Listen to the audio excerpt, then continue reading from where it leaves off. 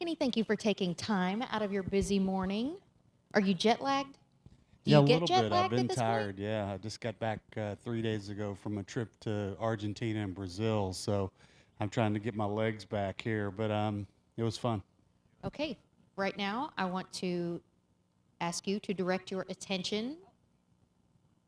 Are we ready? To the big board. Kenny, if you would be so kind.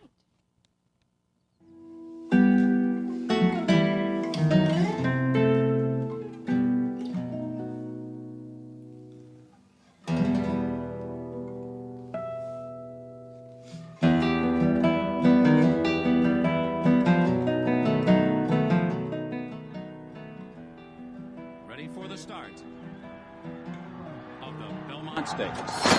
And they're off. And War Emblem's quest for the Triple Crown. He did not break alertly. War Emblem was off near the back of the pack. They race for the clubhouse turn, and Medaglia d'Oro is sent today. And Wiseman's Ferry toward the inside. And there goes War Emblem now, and he splits horses as they move into the first turn. He's now third in between horses. And then on the outside, that's Proud Citizen now ranging up to be fourth. Magic Wisner is fifth. Longshot Sarava sixth on the outside. Sunday Break, no better than seventh at this point. Perfect Drift is eighth on the outside. Then Artax 2, followed by Essence of Dubai. Like a Hero trails the field. War Emblem is fourth, and he's bottled up on the inside as they make their way into the backstretch. The first quarter in 24 seconds flat.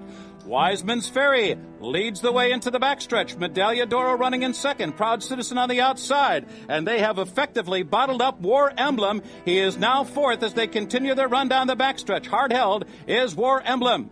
And then Sarava's right alongside him with 7/8 of a mile to go. Then there's a break of 2.5 lengths. Back to Magic Wisner. On the outside of him, Sunday Break. Perfect Drift. Just floating along comfortably. He's about 8 or 9 lengths from the lead. They continue up the backstretch. They're halfway home in the Belmont. The pace has been a sensible one. 3/4 and 12-1, and there's an inviting opening at the inside for War Emblem, and he's making his move with 5 furlongs to go. War Emblem, Medaglia d'Oro now heads apart for the lead. Wiseman's Ferry is tailing off now. Proud Citizen is poised on the outside. Sunday Break has come alive. 4 furlongs to go. Medaglia d'Oro in an all-out battle here with War Emblem. Medaglia d'Oro by a neck. War Emblem. Proud Citizen looms a threat. He's on the outside third with 3 furlongs to go. Sarava, the big long shot, is running in fourth. Sunday Break is fifth. Magic Wisner beginning to move up now on the outside. He's 7 lengths from the lead. And War Emblem is toiling as they turn for home. Medaglia d'Oro, Sunday Break. Sarava has come on through to take the lead. And War Emblem has given way. No Triple Crown for the 24th year. Here comes Sarava and Medaglia d'Oro, though striding to the line together. Sarava on the outside. Medaglia d'Oro toward the rail. They're coming down to the finish. A huge upset is looming here under the line. Sarava has won the biggest long shot in the history of the He only got Belmont Stakes. 5 calls throughout the running of that race. Upset at 70-1.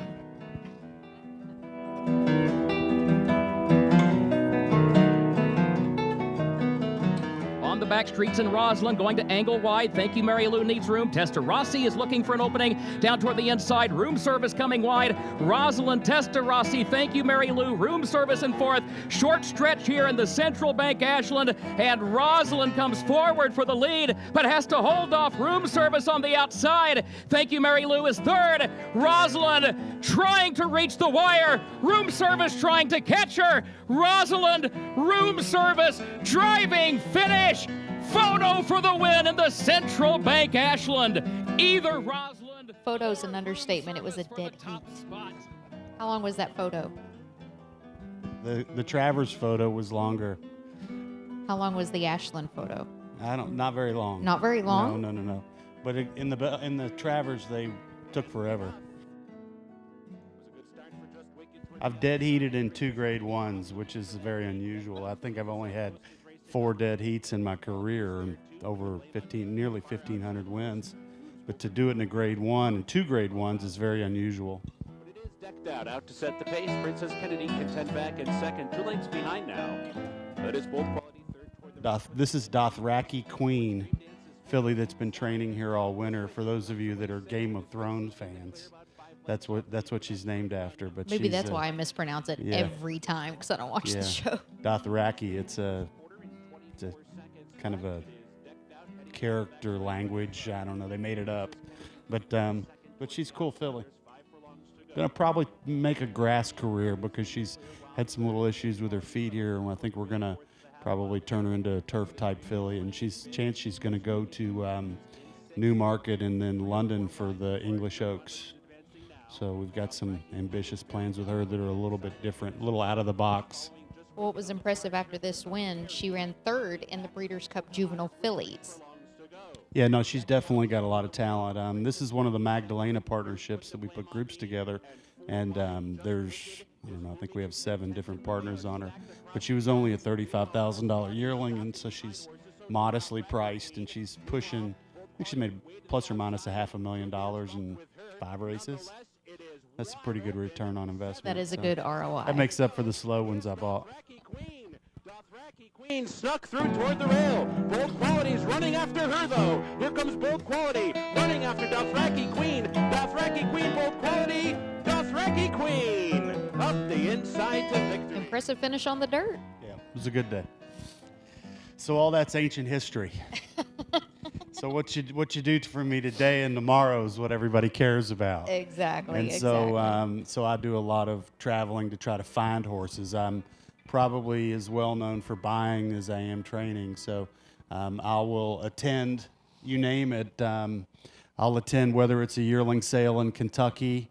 I've attended yearling sales in Germany, Argentina, France, Ireland, Brazil.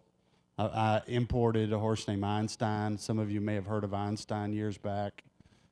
So I still think it's got more to do with coming up with good horses. I think there are a lot of really good trainers in this industry that don't ever get any quality horses. And so I put a lot of energy into finding the quality horses. They make me look better. I want to give a little quick background on Kenny. Technically, I do like to point out that you are an Arkansas native. He was for maybe a day. He was raised in Lexington, Kentucky. Fort Chaffee native. Yeah. My father was in the 101st Airborne, and he did basic training in Fort Chaffee. And my mother came to visit him for a weekend, and she said the roads were so bad her water broke by the time she got here. They still are. So anyway, it was before the interstate highway system. And but anyway, yeah, I'm proud of that, though. There I you love go. it. I love it here. I really do. Now, he grew up with a love of horses and their pedigrees, which turned out to be a great thing later. He graduated from UK with a degree in business administration, specializing in finance.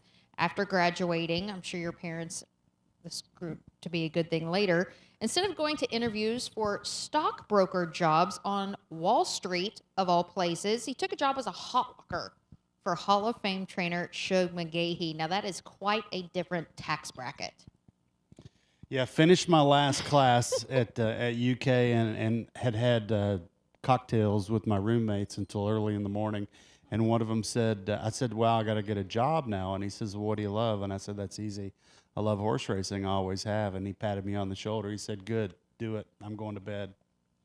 It was 4 in the morning, and I drove to Keeneland That was an hour later. your go-get-'em speech. Yeah, that was it. And my mother was extremely pissed. I bet she was. I worked on the track for just a minimal amount of time with Shug, and then kind of migrated back into the horse business. But yeah, it's we're very lucky. I basically manage Bloodstock for people.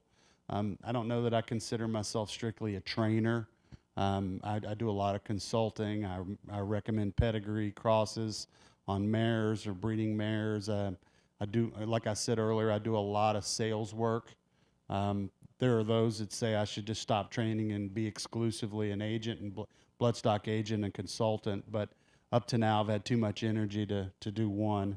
So we'll see how that plays out. But you're still only as good as the horses you have in your stable. And so buying horses, I think, is ultimately more important than training. But training, certainly, you've got to hit the details. Now, you took out your trainer's license in '85, and I think it's really a testament to how much support your family had in you. Your dad was actually his first client, and you settled your first winner that October at River Downs with Final Destroyer, which I think is awesome. And just 10 years later, which shows how amazing a horseman you are, in 95, Tahana Run, I know a lot of you remember that name, would run second in the Kentucky Derby to Thunder Gulch. A lot of people dream their whole career of sending a horse to the Derby, and you did it just 10 years later. Well, it went back to buying horses. I bought him as a yearling. To tell, how many of you remember in the mid-'80s, interest rates were crazy, 18%. My father was in the building business, and the building industry was in really bad shape. I don't think people can conceptualize today, with 3-4% interest rates on homes, that it was 18, 16, 18, 20% back in the early to mid 80s. So that actually drove me into helping my dad with a few horses. I really didn't, say that I wanted to definitely be a horse trainer, but that it worked out fine in that regard. But it's still, I went through a stage where I said, I've got to get better horses. And I was lucky enough, a client, Roy Monroe, let me go to the yearling sale, and I bought him Tahana Run for 20 grand. Can you imagine 20 grand for a Kentucky Derby horse? And the horse, he nearly won the race. Yes, he did.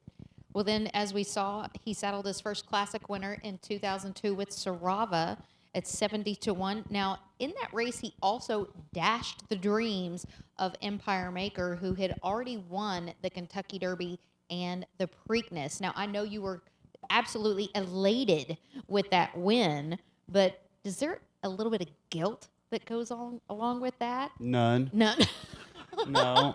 Okay, I take it back. No, none whatsoever. That season I had the two early favorites for the Derby. I had Harlan's Holiday, who was the race day favorite for the Derby, and a horse that I thought was better than him was Repent.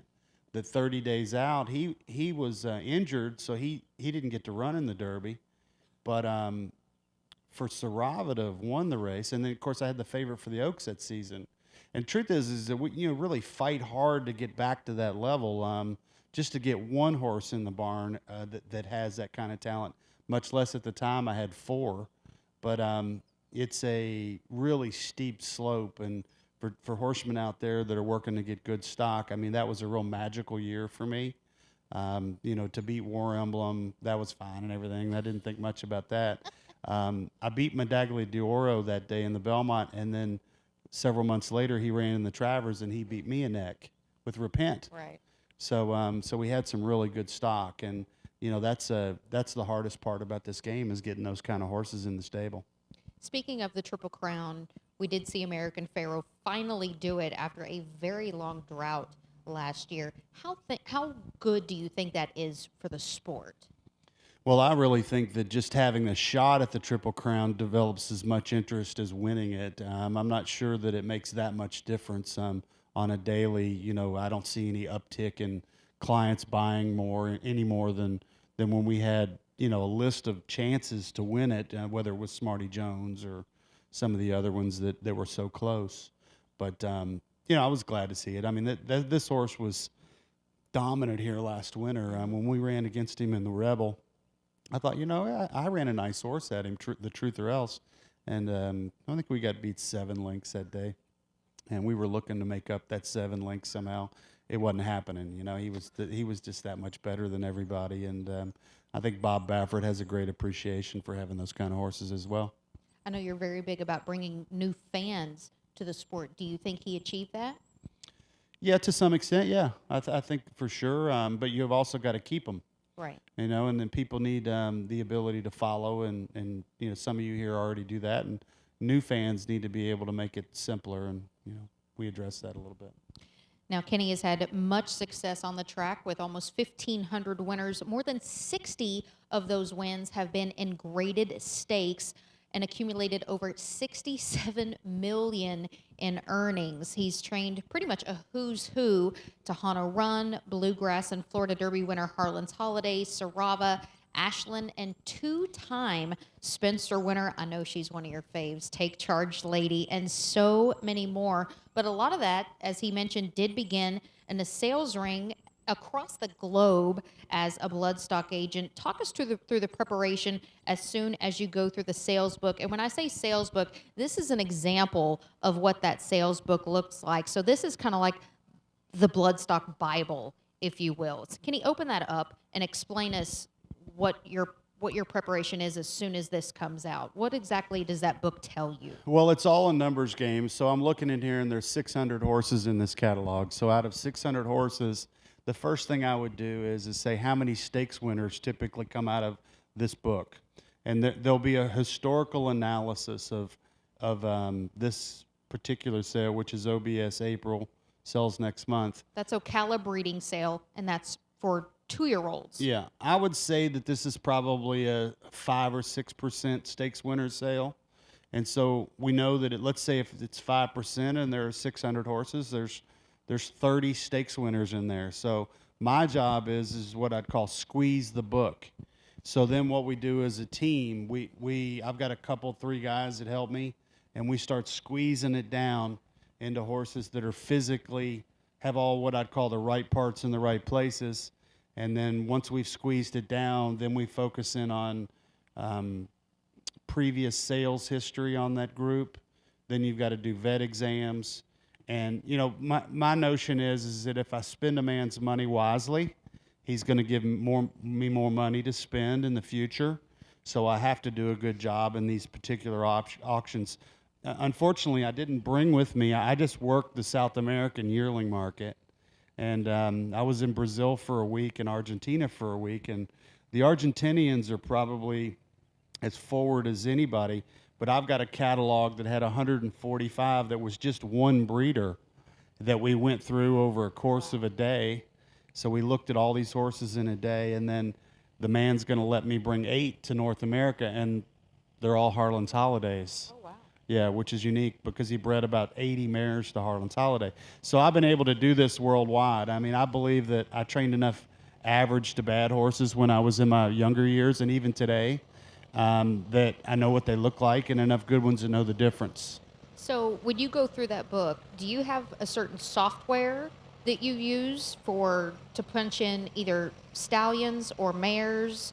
He's smiling. No, software's right. Software's right here. Software's up there. He's old school. No computers. No, just a sharp pencil. It's a process of elimination. I think you narrow down into the horses that you think are exceptional. And then it has to be done visually, and it has to be done off a experience of trial and error. I think that, you know, the way a horse is made, whether it's their hip or their front leg or their balance or their shoulder, and the pedigree is certainly important. You have to analyze a horse according to the sire line and the broodmare sire line, and even the second and third dams sometimes is significant. So a lot of that information I've just accrued in my head over time, and it's to me it's the ultimate challenge to walk in and then pluck out the best ones out of the book. And you know, it's a game of failure. You buy more bad ones than you do good, but if you buy more good ones than the other guy, then you've done a good job for your clients. Now, there's been a little bit of debate about the works that are involved at these 2-year-old sales, because I know a lot of hype has gone into the fastest work of the book. I personally don't like for these 2-year-olds to just have these just lightning works, because a lot of times their knees maybe aren't closed, they're not mature enough to go those lightning works. What's your personal thought? Well, I don't like it. They sold a horse in Miami for 7 figures plus that I looked at and said, he's ugly. I mean, I don't care how fast he went. He doesn't look like a typical top thoroughbred to me, and I'd be surprised if he carried that. So for a horse to go 1/8 of a mile, of course, we're standing here to go wire to wire, you've got to go, 8.5 ace. So a horse has to have efficiency of stride. They have to have a certain mindset. And I think you can buy a really good horse in these 2-year-old sales that goes 10-2, 10-3. A horse that we may or may not remember is Skip Away. Mm-hmm. Skip Away worked 10-4 in a 2-year-old in training sale. He only brought $20-something thousand, and of course he made $6 million on the racetrack. But he could go 10-4 12 times in a row. Right. So that's a stamina issue, and the thoroughbred is, in my opinion, more of a stamina animal than a speed. There's a couple of great books. Any of you that are really interested in taking this further from today, buy a book called Speed and the Thoroughbred. It's a really basic. It's about 157 pages, and it talks about the history of the thoroughbred back to the hobby mares and breeding to Arabian stallions and Turkish stallions, and how the King of England organized horse racing. So you would learn a lot of the what I would call core information about how the sport's evolved, and how the sport evolved is a direct reflection of the thoroughbred and how the thoroughbreds evolved. And there's a lot to know. So Speed and the Thoroughbred, if you get the notion, order at Amazon or eBay or something like that. It's a great, simple book that you can expand your knowledge of the game. But that's one of the things. The Thoroughbred's really a distance horse. It's not a sprinter. So going back to the 2-year-old sales, those 2-year-olds, eighth of a mile sprints, they do more damage than they do good. Now, compared to pedigrees versus conformation, what weighs heavier in your mind going towards a purchase? Well, the ladies will love this. I think the female line is much more important than the male line. I think a good broodmare sire and a good solid female family is vital. You want to see what I'd call foundation class, but then you've got to have the conformation that goes with it. So it's, when I squeeze down, I'll look at the physicals, then I'll go back and look at the pedigrees and say, okay, does this female family have enough class that says that this horse is going to compete at a high level? There are exceptions because the thoroughbred is a hybrid animal, and because it's a hybrid, you can get a push of, even from the sire line alone, you can get a really good horse. The Big Brown was a horse that, when you look at these pages, they have black type on here. Big Brown had completely a blank page, Which is something that you pretty much steer away from. Yeah, and then that meant his female family didn't have any foundation class. And another horse that had no female family was Majestic Perfection, which is, I don't know if he ever ran here, but he was nearly champion sprinter and a top horse. But those are exceptions to the rule. So you try to find the physicals. I think physicals first, female family, sire line, maybe third choice. Has a horse ever walked in the ring that you hadn't previously looked at that has just completely caught your eye and like, whoa, who's that? And you have to go back and hustle and look at the book? No, I don't buy horses that way. I believe that when you get them in the ring, it's kind of like bringing them to the paddock or the race. They puff up. They just, Okay. They puff up, and then and so you really don't see. You want to see them at the barn. You want to see them at the end of the day when they're tired, because a good horse already shows stamina and an exceptional amount of energy, even at the end of a long day.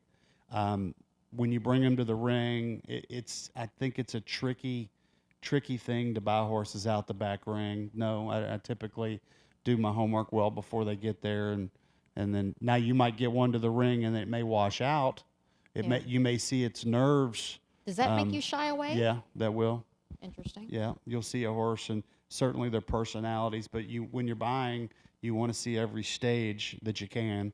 And I typically have a habit of, I don't buy a horse unless I've looked at it at least 3 different times in 3 different situations. Really? Yeah, because you'll see something else every time. Funny story, I saw a filly years ago. The first yearling I ever bought in my career was she was a big chestnut filly, and I only had a $6,000 budget for the same guy that ended up buying Tana Run. The first time I saw her, she was full of energy. They were unable to handle her. She was so strong. And the next day I came back and looked at her, and her head was dropped, and she was so quiet. And they couldn't hardly get her to walk. And then the next day I came back, and she was the same. And then I asked the groom, I said, "What's going on? This is not the same horse." He said, "Oh, we've been tranquilizing her." I said, "Oh, my God." So when they took her to the ring, to sell her, they didn't tranquilize her for that. She was high. And she was back, she was back up again, and I ended up buying her for $8,500. She ended up winning. She was first, second, and third in 15 stakes in her career.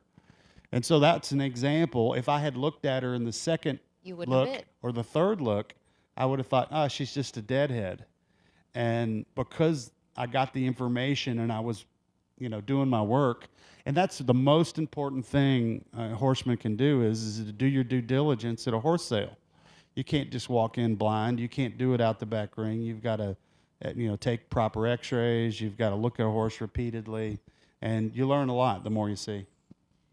Speaking of looking at a horse a couple of times, he actually picked out 2-time Horse of the Year, Curlin, as a yearling, purchased him for $57,000, and had a hard time finding a buyer, which is kind of hard to believe. Yeah, I offered him to 6 different clients until finally somebody took him, and the horse had a significant vet issue. He actually failed most of the vet exams, but because I'm a trainer, I can put a horse directly, on whatever schedule I choose. And he had an issue that was going to heal, but when he was a yearling, he had what they call an OCD in his left front ankle, which is a bone defect.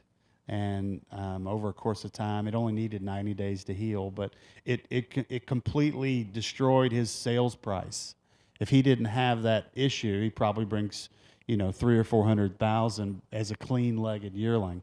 But that's, once again, that's our job, is to try to find value. And, unfortunately, Steve Asmussen got to train him and not me, and that's another issue in itself. But anyway, they might be voting me in the Hall of Fame if I'd had him. So anyway, it's all good. I've got a breeding right to him. Now, how satisfying is that to see horses that you've picked out go on to do great things, and then also horses that you've trained go on to do great things in the breeding shed?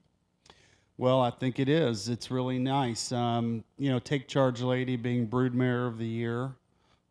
She's thrown multiple Grade 1 winners, and her female family's already becoming, well known, or really one of the best in the business.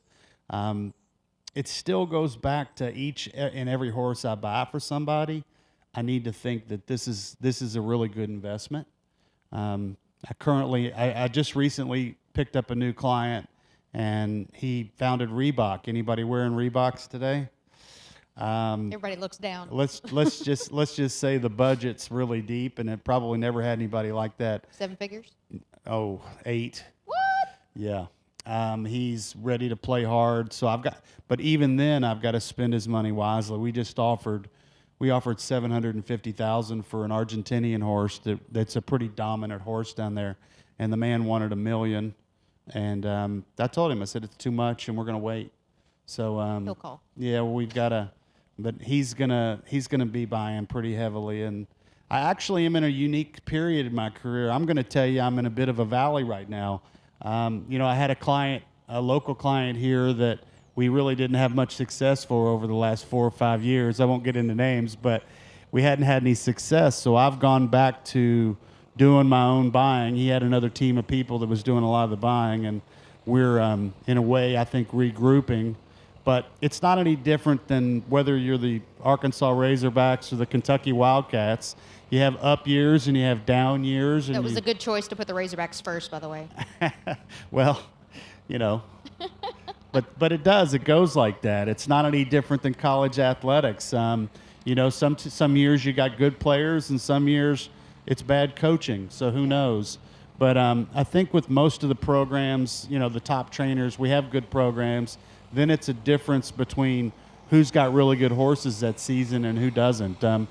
Steve Asmussen's got an incredible group of horses this year, and he's firing away high and hard, and that's a reflection. His program's always been steady, and now he's got good horses to go with it. Our program's been steady, but we've only knocked down 5 winners this year, which I'm not real pleased with, but you know what? We've got to get better horses. Yeah, this is certainly a game of ebb and flow. Yeah. Well, now you'd mentioned that you recently got back from a scouting trip in Brazil and Argentina, and that Bloodstock success has taken you all over the world, primarily South America. He found hard buck. who won multiple graded stakes, not only here in the U.S., but was second in the Nad al-Sheba and Ascot. And also Einstein, who is a 5-time Grade 1 winner. Tell us about some of the horses that you did acquire recently overseas. Well, we're looking for value. If you go to Europe, there's not much value because a lot of the owners over there are not willing to sell. If you try to buy a proven horse here in the U.S., same thing, not much value. I believe that there's a lot of value in the South American market. I think that you've got exceptionally well-bred horses, although I will say the Brazilian market's way down right now. The quality of the horses aren't very good right now. The sire power is not there. They haven't been importing any top female families in decades. So I think that the Brazilian market's a little shaky. So in all honesty, I don't know that we're going to be buying out of that market anytime soon. Now, do you tend to have better luck with turf horses in that market? No, not necessarily. I think a good horse comes from anywhere and everywhere. If you've got a breed, like for example, when I was having success in the Brazilian market, I was primarily buying sons of Spendebuck. And of course, Spendebuck was a Kentucky Derby winner, so we had the dirt injection in the pedigree. But right now, they really don't. They've got so many grass horses, and the grass racing I think is moderate. But the Argentinian horses is another deal. They're importing a lot of American stallions. Thunder Gulch stood down there. Of course, Harlan's Holiday. I could give you a list of other ones. They sent Giants Causeway down. So there are more American pedigrees. Plus, their racetrack over there, they have primarily two, Palermo and San Isidro. And Palermo is a dirt track. And so Palermo wouldn't be any different than right here at Oaklawn. It's the same configuration and everything. Whereas San Isidro is more like Belmont Park, a very swooping, very large racetrack, and is primarily turf. So you've got a kind of a mix of turf and dirt. And then you've got Chile, where Chile they run right-handed at Club Hippico, and then they run left-handed at the Santiago Jockey Club. So you've got left and right. So that's another issue. But the Brazilian racing is just pretty much strictly turf, and it's interesting. It's interesting to go down, filter through them. The dollar's so strong right now that the market's opening up. Years back, probably 4 or 5 years ago, you couldn't go because the dollar was too weak. But now our buying power exists enough that we can, what I would call, pluck some really good horses out of there, and then they get a good return on their investment because of the dollar. Now, if you were here last week for the Rebel in the Razorback 2014 Argentine Horse of the Year, Idolo Porteño ran third coming off the layoff in his North American debut. So that's just a proven fact. I mean, he's kind of a proven turf horse, and his trainer, Nacho Correas, thought he was a better turf horse, but he proved he really liked the track here at Oaklawn. So that just goes to show that, horses really can come over here and prove themselves. I haven't seen the form on that colt, but I know that everybody there was paying attention to what he was doing. More than likely he did run at Palermo at some point, so he's probably got some dirt form on him. But a good horse runs about anywhere. Right. You just and in some cases on about any surface. But obviously there are those that are specialists. But I'd be interested to see his pedigree and his old race record. Now, also racing has taken Kenny all over the globe. Australia, Hong Kong, my bucket list, by the way, is Macau, Ireland, France, India, Dubai. But England was actually a little special.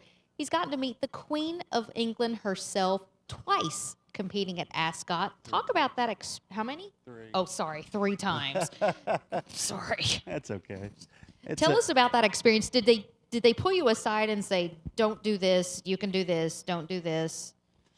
You're not supposed to shake her hand, that's no big deal. But don't touch the Queen. The first time that I met her, I got to spend about 10 minutes alone with her, and she's amazingly informed on pedigree.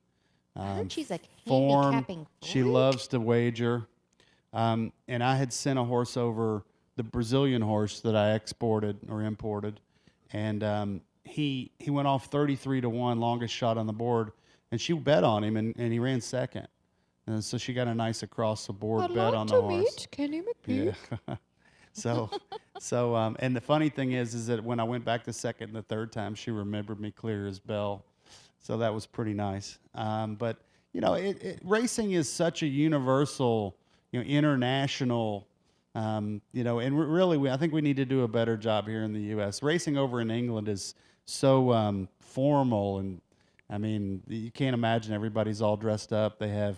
I heard there's very strict dress codes at Ascot. Is that yeah. true? Yeah, you have to wear a hat and tails, and there's a lot of pomp and circumstance. How do you saddle and tails? Can you imagine if I showed up in the paddock here at Oaklawn with that on? Oh, they'd laugh you out of the paddock. Come on now. Seriously, how do you saddle and tails? Oh, it's no problem. Everybody does it. You know, it doesn't matter who shows up. You're required to wear, hat and tails. Morning suits, what it's called there. But that's not every meet. That's only in Royal Ascot. That's only a 5-day meeting. And we're going back for the Newmarket races this spring with Dothraki Queen. And then if we can make the English Oaks, that'll be another opportunity to meet Liz. Who? Liz, Queen Elizabeth. Oh, I'm sorry, Liz. I call her Queen Elizabeth. You're on the abbreviated nickname. So with that being said, what are some things that you think American racing could learn from some of our foreign friends and vice versa?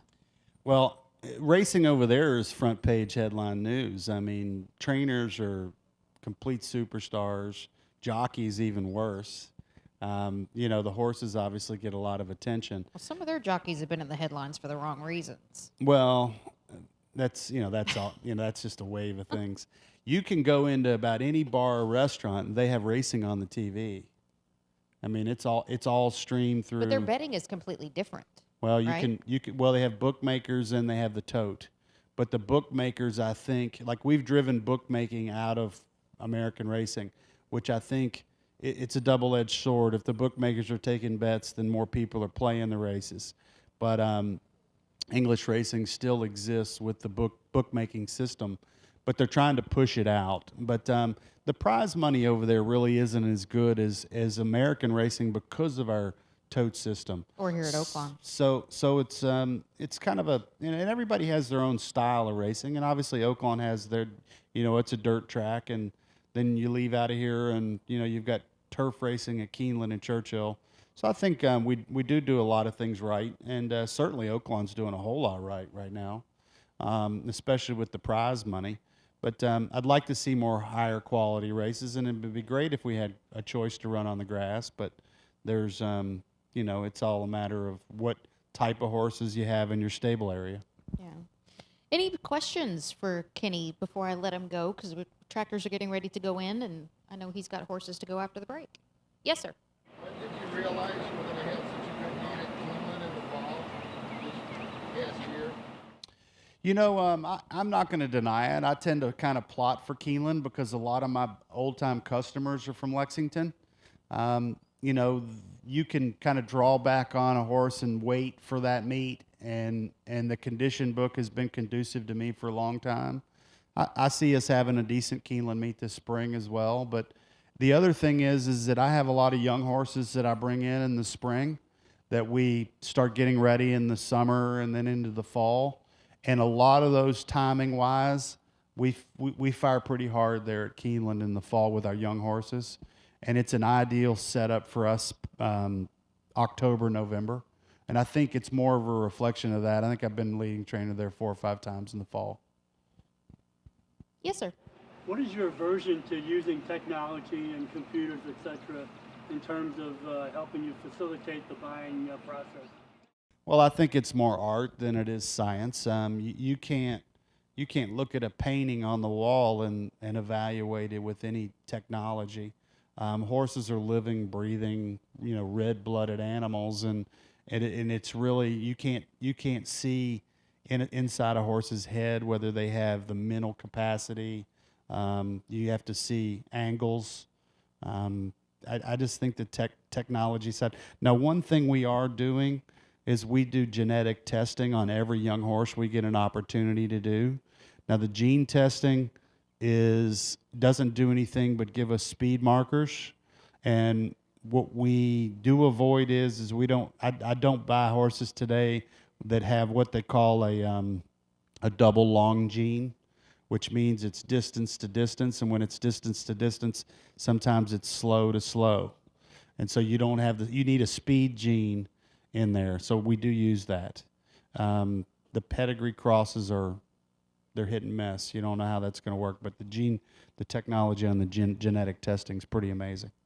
Any other questions? Are you still working on your website, Kenny? Yes, he asked about our website. I created a phone application called Horse Races Now. For those of you got a couple of minutes, take an opportunity to download it. Fantastic app. We're up to almost 500,000 users. It's a fantastic app. When we first started here, we were maybe 10 or 20,000 the first time I presented it around Oaklawn. I don't know a single horseman that doesn't have it. We download about 10,000 new users a month, and continues to grow. Financially, it's been a bit of a challenge, but we're still at it. Anybody on the track right now? Yeah, I've got You want to point them out? I've got a filly going out of the gate, and I've got Dora Danza, who was 4th in the Honeybee. She's going to go a half mile with Chris Landeros. Any other questions for Kenny? All right. Kenny, thank you so much, ladies and gentlemen. Please give a round of applause All for right. trainer Kenny McPeek. Thank you so much. Enjoy your day.